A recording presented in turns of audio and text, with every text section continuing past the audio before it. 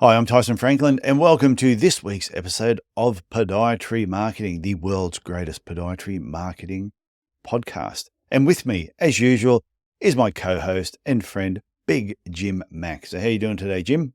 Doing well, Tyson. I'm kind of getting over a little bit of jet lag. Been traveling around the U.S., going to a bunch of different podiatry conferences. So, no, it's been great. Great few weeks this year, 2024.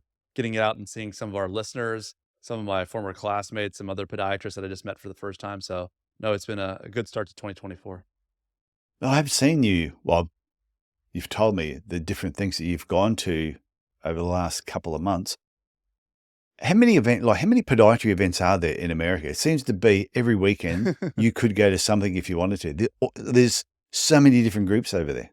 Yeah, I would probably say there's somewhere between maybe like 60 to 80 different events here. All the different state associations will generally have a standalone conference. Some of the smaller states will maybe combine efforts, but then you also have different kind of subspecialties or other niches within the profession. Things like sports medicine and wound care have standalone meetings. So yeah, definitely a lot of opportunities to get educational, continue educate medical education, but also get out there and see some of your colleagues and co-residents and classmates from years gone by. So yeah, in the U.S. There's a lot going on when it comes to the podiatry conference scene.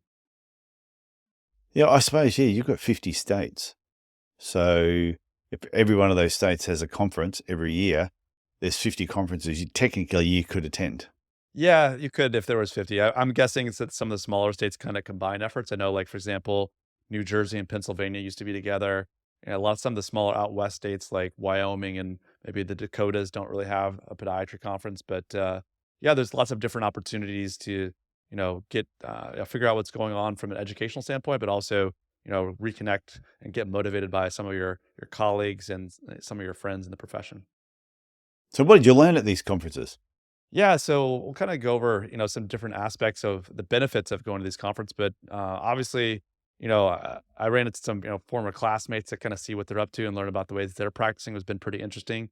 Obviously, there's all kinds of different types of technology, whether it be kind of some fee for service stuff or lots of different kind of surgical equipment and things. But there's kind of five areas that you can kind of learn beside just getting the CMEs when you go to a conference like this. There can be a lot of benefits both professionally and for your practice's revenue. So it's really, I think, kind of five reasons or five different things that people can get out of conferences if they choose to attend.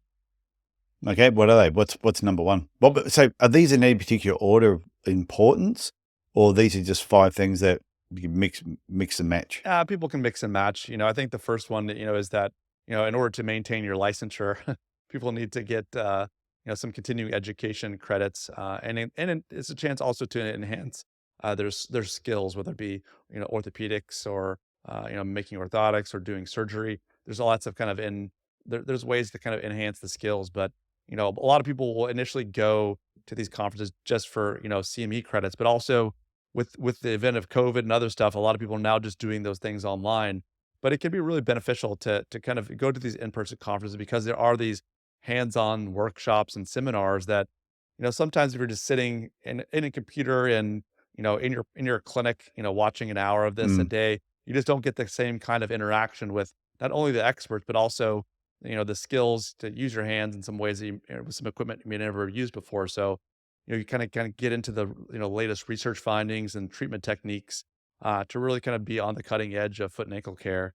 By attending, podiatrists can stay updated, ensuring they kind of offer the best care for their patients. And like I said, you can get continuing medical education credits for some of this stuff.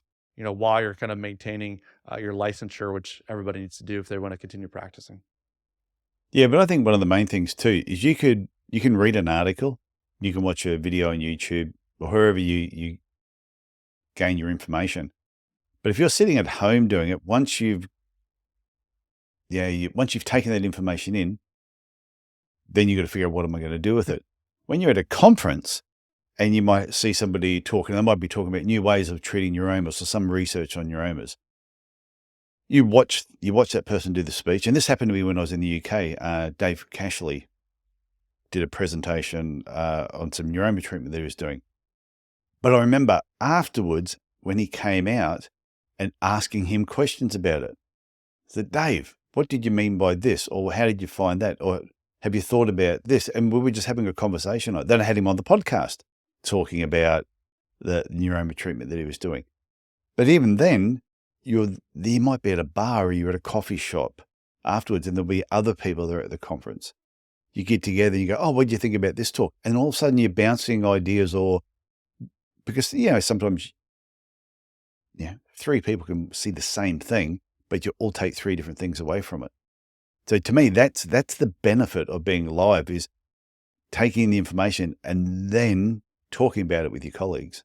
You get that in real time interactions, right? That you can't if you're just sitting watching a video, or like you said, reading an article. You're not going to get that ability to interact, ask questions, poke holes in somebody's theory if you don't agree with a specific type of hardware or the way someone decides to treat a patient in that way. Understanding kind of the why. You kind of get the how and the what when you're watching the video, but you don't always get the why in some of these kind of online CMEs. So if you're able to kind of have that interaction, it's hugely important. And it kind of leads actually into the next topic. And this is, along with asking questions, you have the chance to kind of network with these folks, right? Some of the most valuable times that I've been at conferences that is not necessarily in the lecture hall. Maybe it's right after the lecture when you go up and talk to somebody, or it's, in the hall where you saw a classmate and a colleague who's practicing in an interesting way, and you have some question with them about, how do they decide to focus on sports medicine, or how do they go about marketing their practice. And, it just gives you chances to kind of be interacting in real time that you just won't get because, maybe that person is an email away or a phone call away. And it's a bit more of a barrier when we're kind of all busy in practice or busy in our own clinic and doing things. So conferences really provide a unique platform for podiatrists to meet and interact with their peers, industry leaders. Maybe it's, someone that's done a very interesting technique that you would like to learn, and to be able to kind of interface with them and kind of see them face to face can really have an impression on you, and you can ask them those questions. Also, it's a way to find, if you're young in practice, or even you're a little bit further along in practice, it's a way to find potential mentors from around the world. You just run into people you would never have seen in real life by attending a conference. So these interactions can really lead to, potentially for professional collaborations. Maybe someone is doing something in a similar vein that you are, that if you wanted to write papers about a certain topic, maybe it's, you both love treating runners or marathoners, and maybe you have a small sample size yourself, but not really enough that's statistically significant for like a research paper. But by having, a partnership with somebody else, then maybe it's an opportunity to do a professional collaboration. Also referrals, maybe you go to your state association, you live in a big area, or maybe one of your colleagues lives somewhere else, and you can kind of share referrals and get to know somebody by, oh, I know somebody in, like for example, I was in North Carolina, maybe like, someone's in Raleigh and someone's in Greensboro, and they strike up a friendship. And if they have patients that move to those areas, they have an easy referral.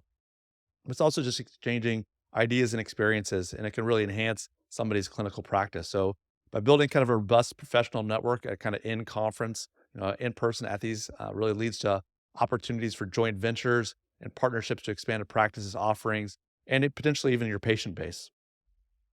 I think one of the other things about networking that sometimes people forget about, and I mention it all the time, about digging the well before you need the water. When you go to these events and you're talking to people and you're being seen and you're being heard and you're asking questions, and you're not rushing off at the end of the day, you're staying back to meet people and exchange business cards and email addresses and staying in touch with each other. If for some reason shit goes down, something happens, there's a problem with your business or just anything in life, these people that you've created contacts with and network with over a number of years, they will be there when you need them. Whereas if you just rock up, don't really want to talk to anyone, you bugger off again, or you don't even go to these events, and all of a sudden something is happening in your life or business and you need help, no one knows who you are. You will get out of the profession what you put into it. Yeah, exactly. If you're just kind of going into your podiatry cave and expecting patients to come to you, and you don't need to be all alone. It's nobody does it alone. So it's you don't have to necessarily be best friends with everybody that practices podiatry, but if you have a group and a network of people that you trust and that you can kind of share best practices with, how you do certain things, maybe even some, difficult times when you're in practice. It's much, much better to have that network of people than trying to face those things alone. No, I definitely agree. So what's the third thing? So the third thing is just exposure to new products and technologies, right?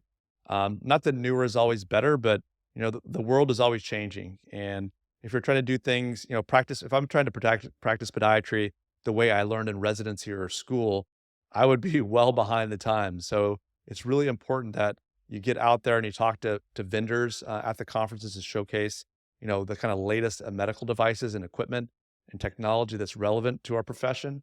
This firsthand exposure can really allow you to learn about, and evaluate what are the new tools out there and products that maybe improve patient outcomes, enhance your office's efficiency, and maybe expand the services that you offer that really helps grow the revenue of your practice so you can provide not only great care, but you're really kind of building your business in an efficient manner.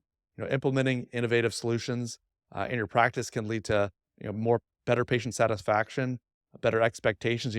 They see you as that local expert who is kind of on the cutting edge, who's trying to do things to improve their lives and to improve their mobility. And it's a real win-win. Like I said, just because it's new doesn't necessarily mean that it's better, but you can't just write stuff off. You need to experience and see what things are like to see whether you think like different types of medical equipment or new technologies could be beneficial to your practice. And by going to conferences and talking to vendors, talking to other podiatrists who are using these things, you'll get a better sense instead of just, getting attending a webinar or just getting pitched cold by somebody that has this great new technology. It gives you a chance to interact with them, ask them questions, and make sure that you are staying current and providing the best possible care for your patients. Yeah, well, I know a few podiatrists when they were looking at, say, the national conference, and I was asking them, "Oh, are you going?" And one of the things they said, "Yeah, I'm going because I've been looking at," and they mentioned about 6 or 8 different things they thought about buying for the clinic, but they weren't quite sure. And they knew all the vendors were actually going to be at the conference. So they said, "We've got it written down. We've got all their questions worked out. We can now go there and we can touch everything and we can feel it. We can see how it works and we can actually talk to the supplier and sit on it and do different things." And they were there purely on a buying spree. That's what they wanted to do. But they didn't like what they saw. They weren't going to buy it. But they said that was the best thing about being there, was to actually touch and feel different things. And plus you get to see things that you probably didn't even know were available because you just hadn't come across it yet. I went to Podcast Movement back in 2018 in Philadelphia. There's 3,500 people there. I did not realize when it came to audio how cool some of the stuff is that is there. I was like a kid in a candy shop. But even when I was at the National Podiatry Conference, there were some things there I went, this stuff's pretty cool. Especially when it came to 3D printing and milling machines and orthotic therapy and different types of orthotics that, there's all these podiatrists out there who are developing some really cool stuff, but you're only going to see it when you're actually at these events. Now, that's a great example. Along with 3D printing, one thing that's really changed since I was in residency or even in school is the shockwave therapy. When I was Yeah. in school, it was this huge device that basically was like wheeled into a room, almost like a massive C-arm that people had to physically like put their foot on a certain spot on it. But it was this huge thing. And if you just kind of put your head in the sand, you're not really paying attention to it. Think, oh, why would I want to kind of have this huge thing in my clinic? I wouldn't want that. And you just kind of don't think about it for a couple of decades. You come back to it. Now it's this handheld device. It's this tiny, small Yeah. thing that everybody's using in their practice to improve the outcomes with heel pain or Achilles tendonitis and stuff. And so it's a perfect example of that. Staying current and knowing what's out there so you can provide the best care. Yeah. And also some of the smaller companies, they don't have the budget to send stuff to everybody. They also don't have the database yet to get information to everyone. So somebody might develop, widget A that is going to be absolutely fantastic for your practice, but they need people to be at these conferences so that they can then collect your database, give you the information, and then stay in touch with you. So it's the best way of actually sometimes seeing some new stuff from small companies that you're not going to see it otherwise. Yeah, perfect example of that is there's an EMR company that I've come kind of friendly with, who actually I spent a little bit of time in their booth at two of the conferences, called Populate, and they have an EMR that has a lot of AI and kind of future forward, I would say, technologies built into their platform. And, in the EMR space, there's a lot of people that hate their EMR, electronic medical records, for those folks that don't know what the acronym stands for. But it's interesting that, like you said, they don't have a huge budget. They're trying to go out and make relationships and show people their product and have these kind of Yeah. on-site demos. And it's a kind of if you don't, for not at that conference, you may have never heard of them. So it's a way for them to get their name out, but also for people to come to the conference to maybe, is there a better way to dictate a note in a way that's more time efficient, but also you're not stuck behind a computer typing away while you should be talking and listening to your patients and giving them the face time that they deserve. So yeah, it is interesting to kind of, I'm a geek though, right? I love all these different types of technologies, but So do I. if it benefits the patients, I'm all for it. But it's no different to when you might go to an event and they might have wine tasting, for example, and you might try 10 different wines, and all of a sudden there'll be two there. You go, well, I didn't even know they existed, because it's a small winery that don't have the budget like the bigger companies do. So to me, that's what the conference is. Why you need to be there is so you can taste some of the things that are there. And then you might know that if you don't go there, your competition they may see it, bring it into your town, become legendary with it. And by the time you see it, I always say, no one remembers who came second. Well put. Who won the last 100 meters who won the 100 meters at the last Olympics? Who came second? Exactly. What's the next thing? Yeah. So the next thing is kind of professional education and growth. Sometimes you can get some recognition for this, but presenting research findings, case studies, new treatment methodologies at conferences is a real great way to elevate not only your standing, but also elevate the profession. Because, like I said, they can have these interactions with people that are doing cutting edge research and maybe new ways of doing things in the profession that it's going to benefit everybody. So, if you're a speaker at a conference or you're, showing a poster, it's a way for you to kind of get in front of some of the people that are, building these types of, devices or doing these different types of techniques that can really benefit patients. So, this could potentially lead to, more referrals, increasing patient trust, opportunities to really advance not only your career, but the profession as a whole. So, engaging in academia, but also, giving talks and presenting posters can be really helpful.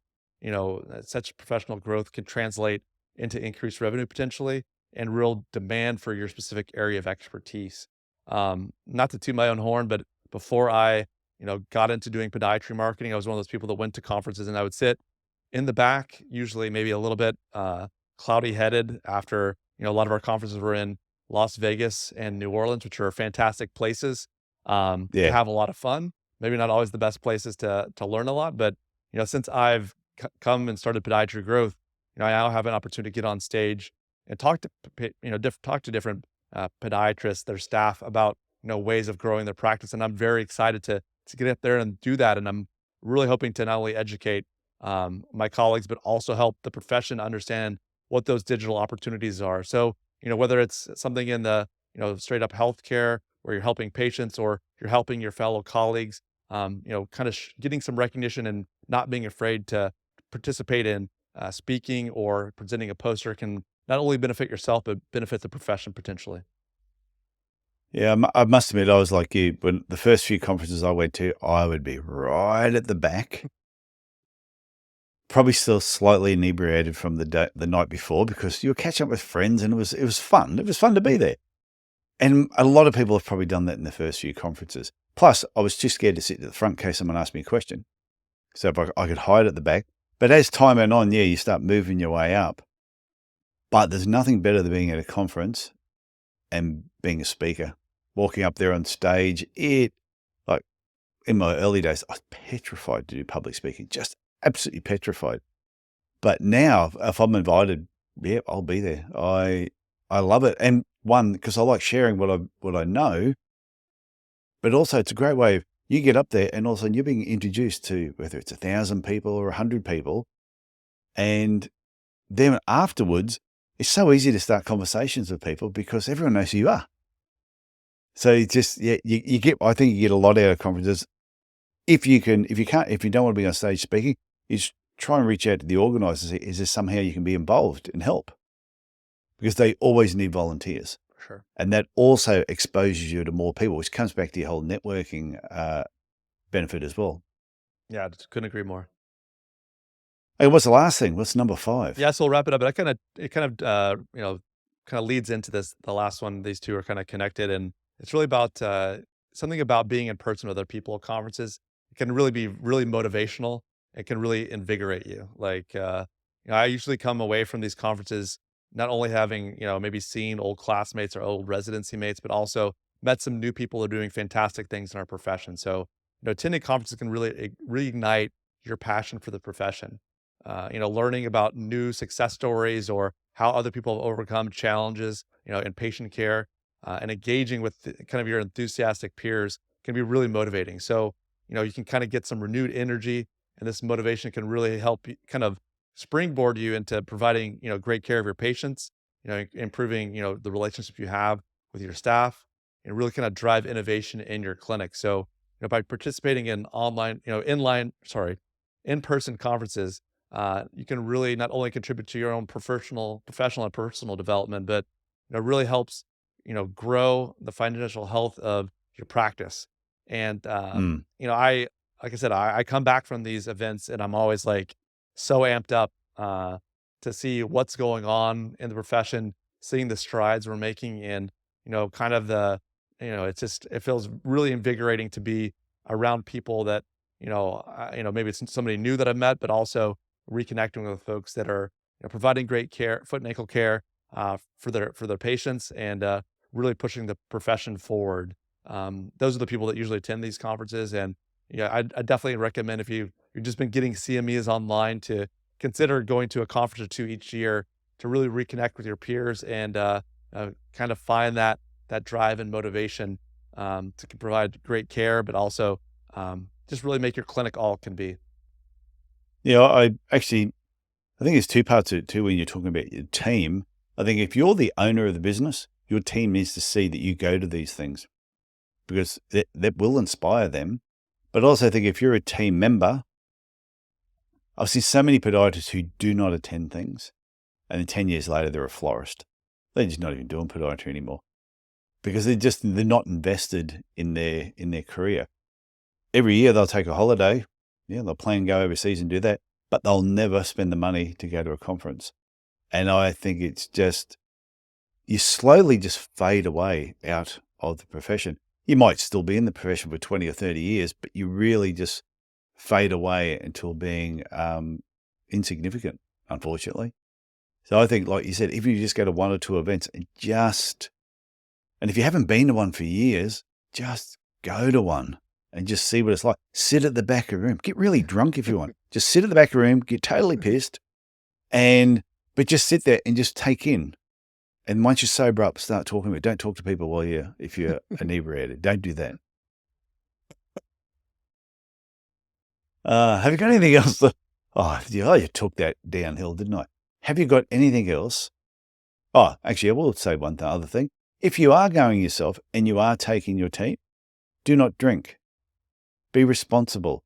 Be a shining example of how you should go to a conference and behave yourself. Don't act like a pork chop and expect your team will, whatever you do, they'll do it 10 times worse. So behave yourselves. No, but I think that's a good point to end on. I think if you do have the opportunity, for example, I went to the conference in North Carolina and they had a practice manager and a medical assistant track. And I think it's a good way. Okay. I think it's a good way for those folks as well to, meet their peers and meet some people from other clinics in the state or, whatever region you're in. And they can get some motivation, some best practices from those folks as well. And kind of learn some new things that they can bring into the practice and feel like they're invested in the success of the team and of the clinic. So, I think I'd leave it there, is that if you do have the opportunity to bring your team along, maybe take it easy at the staff dinner when it comes to the alcohol, but at the same time, it can be a real team bonding experience and really help motivate them and see what's possible for you and for your clinic, and they can play a really active and important role. So yeah, like I said, I'm a huge fan of going to conferences. If anybody, once a couple of speakers. I know a couple of guys that have a podcast about podiatry marketing that would be happy to Oh yeah, and they were awesome speakers. to give some talks at your local association. So don't hesitate to reach out to us. But that kind of wraps it up for today. It was fun talking about this topic, and like I said, it's pretty top of mind for me since I've been to the New York State meeting recently, ACFAS, and then North Carolina. Looking forward to some more here in 2024. Yeah, I'd love to come over to some of the states and even Canada. Just like I said, the last thing I just want to finish up on this particular topic is, like you said towards the end, if you're taking a team, be responsible. But a good tip a friend of mine gave me once: when you go to a conference, have a conversation with your future self and just say that, I know that the day's going to finish at 5 and then everyone's going to maybe want to have a couple of drinks afterwards and maybe have dinner, but have a conversation with yourself. At this time, I will leave. So when it gets to that time, you've already had the conversation. You don't even have to think about it because you already made the decision. You're going to go back to your room and chill out and get ready for the next day. Because I think nothing's better than turning up at a conference day after day with a really, really clear head. I agree. It does work out for a better conference in the end. For sure. This has been a fantastic topic. I love this one. Yeah, it's a lot of fun. So thank you, Jim. No problem, Tyson. It was. You need to go to more conferences so you can come back with all this information. Yeah, I definitely some more conference speaking related stuff coming in the future here. It was like I said, it was a great time in New York and in Florida and North Carolina. I'm back up here now in wintry, cool, and cold Montreal, but definitely looking forward to some more in 2024. Okay, I look forward to talking to you next week. Sounds great, Tyson. Okay, bye. Bye.